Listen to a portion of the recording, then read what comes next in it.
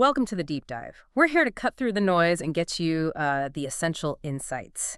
Today, we are plunging right into Under Armour, that's ticker UAA.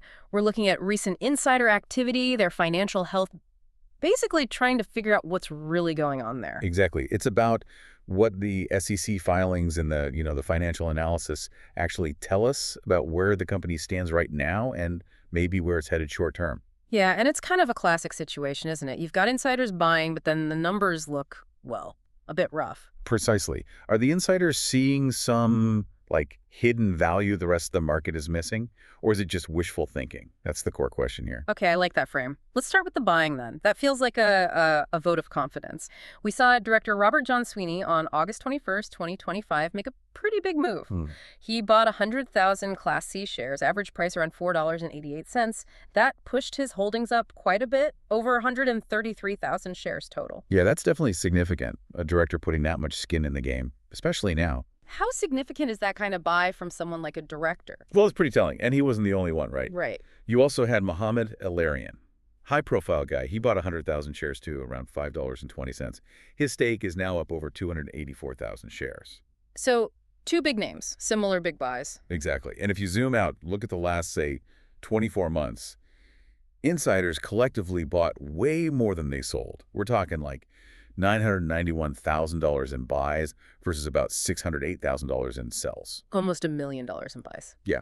And director-level buying like this, it often signals they believe the stock's undervalued. They think the company's worth more long-term. Like they see something the quarterly reports don't fully capture. Sort of. They have that inside view, that longer perspective, maybe. Okay, that makes sense. But like you said, there's always another side. We also saw a sale, or technically a disposition.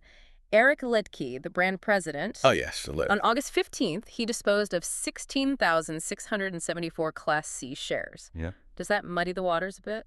It could seem like it at first glance, but you have to look at the details. The filing listed the transaction price as $0. Zero. Okay, what does that usually mean? It often means it's not an open market sale where he's cashing out for profit.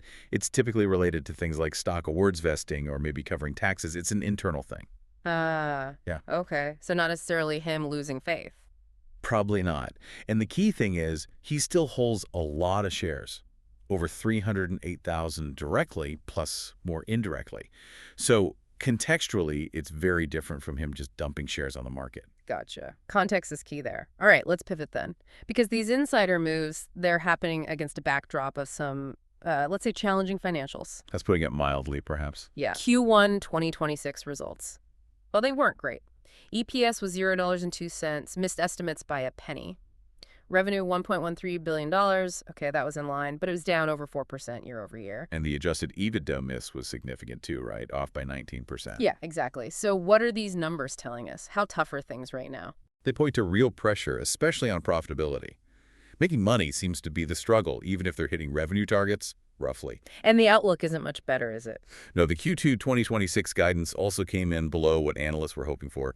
Both earnings per share, like 0.01 cents, 0.02 cents, and revenue around $1.1 billion. So near-term pain, what about the full year? Full year 2026 EPS forecast is now hovering around just $0.10. Now, they do expect a rebound in 2027, up to maybe $0.24 EPS. So there's hope for a recovery, but yeah, the immediate path looks bumpy. Okay, so chalky waters right now. How does this square with the valuation? The stock's PE ratio is 23.30, which you mentioned is higher than the sector average, and the PEG ratio, 2.35. What does that actually mean for an investor looking at this? Right, so a PE of 23.3 means you're paying over 23 times the company's current earnings per share. Yeah. Higher than average for the sector suggests it might be a bit pricey relative to current profits. And the PEG, 2.35. That compares the PE ratio to expected earnings growth. Generally, a PEG over 1, especially over 2, like this 2.35, can suggest the stock might be overvalued relative to its growth prospects. You're paying a premium for future growth that, well, given the current headwinds, might be harder to achieve. So the market might be pricing in a stronger recovery than the current numbers support. That's one interpretation, yes. And analyst sentiment is kind of split. The overall consensus is just hold. Not a strong buy, not a sell. Exactly. You've got Evercore ISI being pretty bearish, target price $5.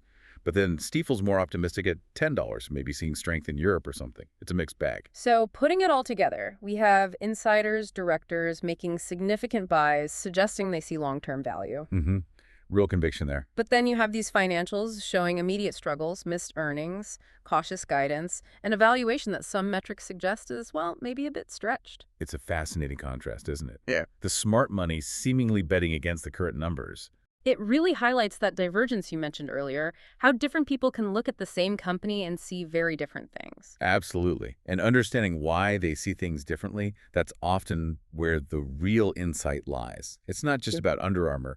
It's a lesson for evaluating any company. So the final thought for you, our listener, is really about navigating this kind of situation. You've got insider belief clashing with tough operational realities. Right.